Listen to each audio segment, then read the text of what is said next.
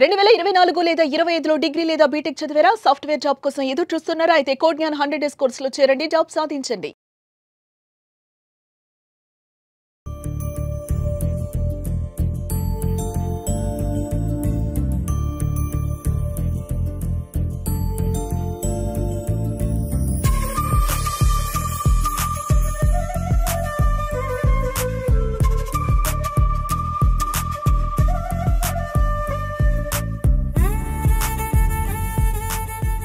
కర్నూలు జిల్లా తడికెనపల్లె గ్రామం 100 సంవత్సరాల క్రితం కరువు కాటకాలతో ఇక్కడ జనాలు ఇబ్బంది పడుతున్న పరిస్థితి.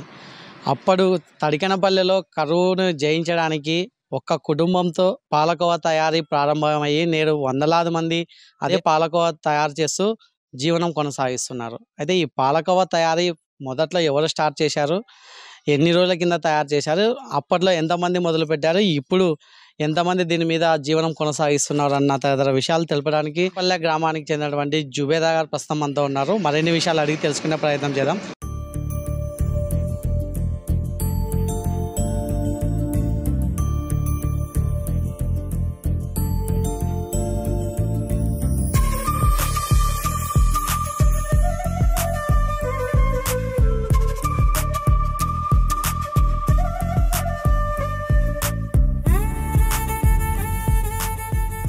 మీ ఊర్లో పాలకోవా తయారీ ఎప్పుడు స్టార్ట్ అయింది? మా ఊర్లో సార్ మా నాయన మేము చిన్నగా ఉన్నప్పుడు మా నాయన స్టార్ట్ చేయడం జరిగింది. అంటే ఈ ఊర్లో మా నాయనతో పాటు మా ఒక్క కుటుంబమే చేసేది. మా అన్న వాళ్ళు, మా అక్క వాళ్ళు, మేము, తర్వాత కొంతమంది అందరు కలిసి ఒక 20 మంది దాకా చేస్తారు. దాన్ని అదే తీసుకుపోయి కొంతమంది అమ్ముకుంటారు. మా ఊరోళ్ళు, కొత్త వాళ్ళు అందరు కలిసి 100 మంది దాకా దాని మీద జీవనం సాగిస్తూ ఉంటారు.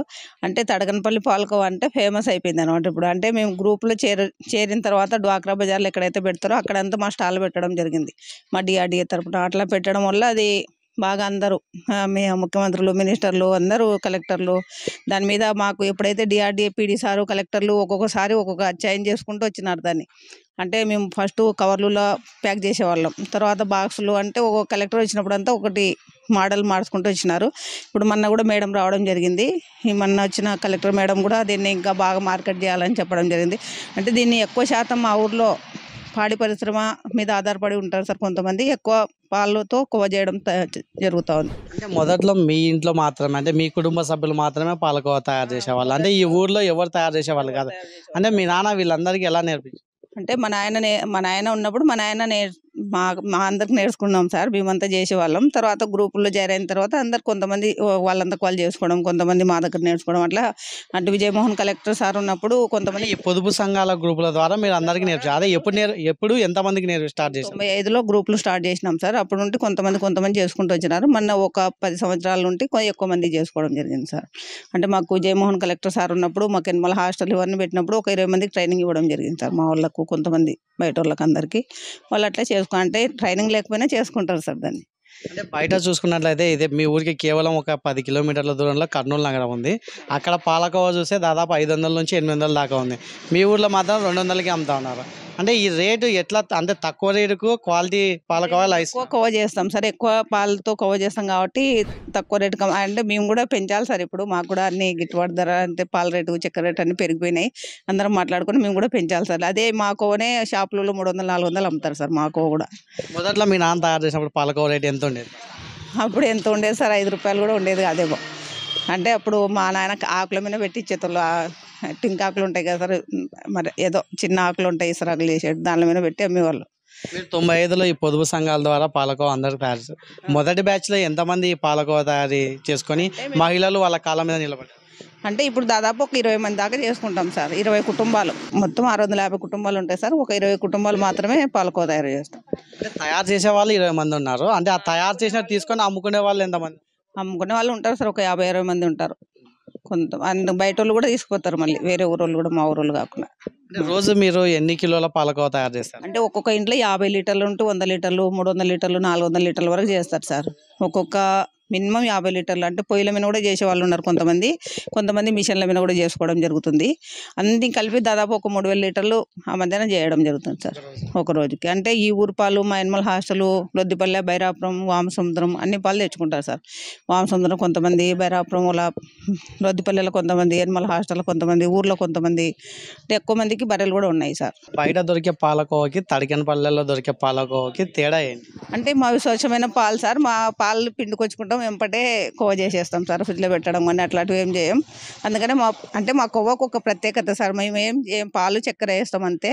బెల్లం కోవ అయితే బెల్లం పాలు వేసి చేయడం జరుగుతుంది సార్. అంటే మీ దగ్గర అంటే పాలకోవలో అంటే వెరైటీలు ఎన్ని వెరైటీలు ఉన్నాయి? మా దగ్గర సార్ బెల్లం కోవ, చక్కెర కోవ చేస్తాం.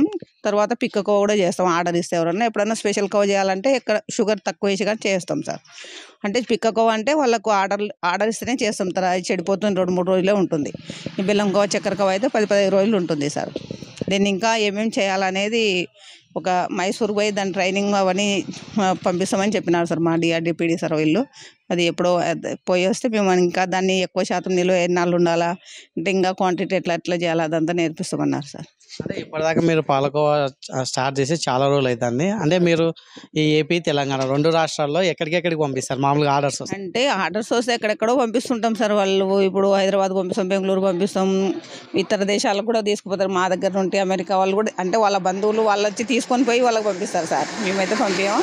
కాకపోతే అన్నీ డోను ఇవన్నీ బేకర్లు ఎక్కడైతే ఉండే గుత్తి, అనంతపురం ఇవన్నీ ఇస్తారు సార్. గద్వాల, నందికొట్కూరు ఇదంతా పంపిస్తుంటారు.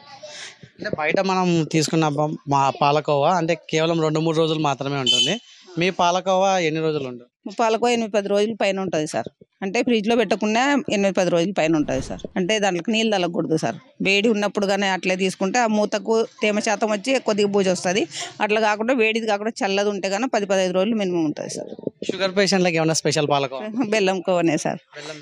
బెల్లం కోవ వాళ్ళ కోసమే చేస్తున్నాం ఇప్పుడు. బెల్లం కోవ లేదంటే ఇంతకుముందు పాలకోవ ఒకటే చేసేవాళ్ళం, చక్కెరది ఒకటే. ఇప్పుడు ఒక 4-5 సంవత్సరాలు అంటే బెల్లం కోవ కూడా చేయడం జరుగుతుంది సార్. అంటే మీకు ఎవరైనా సరే పాలకోవా కావాలని చెప్పేసి ఆర్డర్స్ ఎలా వాళ్ళు మిమ్మల్ని సంప్రదించారు? అంటే చాలా మంది మన యూట్యూబ్ ఇవన్నీ ఉన్నాయి కదా సార్, తడకొండలు కొడితే అదంతా వస్తుంది. చాలా మంది ఫోన్ చేసి పంపించడం జరుగుతుంది. వాళ్ళే వచ్చి తీసుకుపోతుంటారు. ఊర్లోనే అయిపోతుంటారు సార్. ఎక్కువ శాతం ఇక్కడ నన్నూరు హైవే, చిన్న టేకూరు హైవే ఇట్లా మధ్యన పోతుంటారు కదా సార్. వాళ్ళు అందరు ఇక్కడే వచ్చి తీసుకుంటారు. రోజుకి దాదాపు ఒక 1000 కేజీలు ఇక్కడ అయిపోతుంటుంది. ఒక్కొక్క షాప్లో 20-30 కేజీలు అయిపోద్ది. రోడ్డు మీద అంతా 10-15 షాపులు ఉన్నాయి కదా, వాళ్ళ దగ్గర అంతా ఒక 20-30 కేజీలు అయిపోద్ది. ఒక రోజుకి మీరు పాలకోవా అమ్మితే ఎంత ఆదాయం వస్తుంది? అంటే వాళ్ళు చేసుకునేంత సార్. వాళ్ళు ఎక్కువ శాతం ఒక 100 కేజీలు, 100 లీటర్ల పాలు, 200 లీటర్ల పాలు, ఎక్కువ పాలు చేసుకుంటే ఎక్కువ ఆదాయం వస్తుంది సార్. 100 లీటర్ల పాలు చేసుకుంటే ఒక 1500-2000 దాకా వస్తుంది ఒక రోజుకి. అంటే నెలకి మామూలుగా మీ పొదుపు సంఘం మహిళలు అందరు కావచ్చు సరాసరినా అంటే మగవాళ్ళతో పోల్చుకుంటే ఈ పొదుపు సంఘాలు అంటే ఈ పాలకోవా తయారు చేసి నెలకి ఎంత సంపాదిస్తారు? దాదాపు ఒక నెలకు 30,000 అట్లా వస్తాయి సార్ మినిమం. వాళ్ళకి ఇప్పుడు ఒంటరి మహిళలు, భర్త లేని వాళ్ళు కూడా చాలా మంది ఉన్నారు. వాళ్ళు కూడా సొంతం రోడ్డు మీద ఉన్నారు కదా సార్. 2-3 ఉంటారు. అంటే వాళ్ళంతా కవర్ చేసుకుంటారు. ఆడే షాప్లో అమ్మ వేసుకుంటుంటారు. ఆ మహేష్ పాలకోవ వాళ్ళందరూ ఉన్నారు కదా, వాళ్ళకి 50 ఎకరాల పొలం ఉన్నాయి. వాళ్ళు గుత్తకిచ్చేసి కోవనే చేసుకుంటున్నారు. అంటే రోజుకు ఎంత లేదన్నా ఒక 1500 పైన సంపాదించుకుంటారు.